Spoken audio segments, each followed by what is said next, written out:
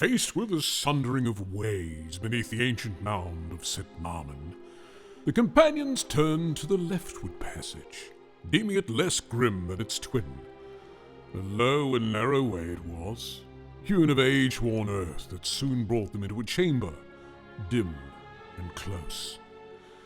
There stood several earthen jars, long undisturbed, and within them were treasures of a quieter sort. A cloak, finely woven, soft as river mist at dawn. A scroll bound about with a faded ribbon of blue. A small clay flask sealed with wax. A little book in worn leather, and a bag of blue hide within which lay a bottle of like hue. In the midst of the chamber, upon a smooth stone plinth, set a silver ladle and a stone no larger than a man's palm, upon which was carved a 7-pointed star. Of these things Dravi only took the stone, for it stirred his memory of the keystones once used in the far kingdom of the Tarfalish. Holding it close, he turned again to his companions and led them onward the other way. Short passage brought them into a chamber, cool and utterly still, as if time itself had lingered there and had forgotten to pass. Long they tarried, and it was perceived that a strange virtue dwelt in that place, for weariness slipped from their limbs, and their strength was quietly restored. From thence descended a stair of smooth grey marble, winding down into deeper shadow.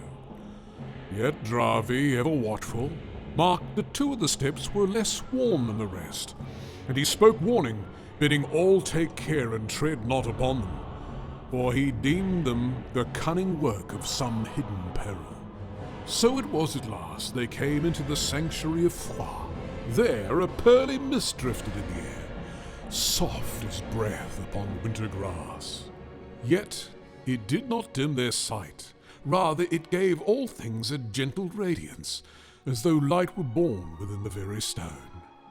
White marble arches soared above them, curving into a dome so pale and seamless, it seemed as the inside of an eggshell wrought by the hands of the Valar. At the heart of that hollow lay a pool, still and unbroken, mirroring the dome above so that it seemed like a hidden sky lay beneath the earth. From its depth arose a silver tree, green, slender and luminous. Its trunk gleamed like polished mithril, and its leaves shimmered with living hue, half light, half life, as though caught between the world of the seen and the unseen. Then did Dravi behold a faint glow deep within the waters. Reaching forth, he drew up what seemed to be the Star of Corba. Yet scarcely had he lifted it, when from behind one of the pale arches there crept a barrow white, its form dim and dreadful.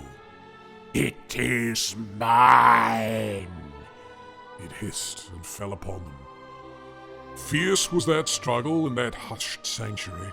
Salathyr was grievously wounded, and Dravi himself was cast into a heavy slumber by the fell song of the White.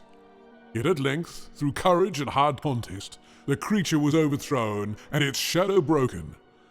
So they stood, wounded but unvanquished, the great jewel now in their keeping. Then Salathyr, recalling a dream that had come to her in that place of rest, went forth into the waters of Setnamen, bearing her black blade aloft.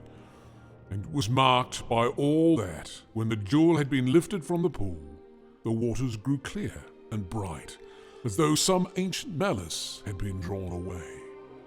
Yet even in that seeming cleansing there lay unease, for though the star shone fair, it brought no comfort.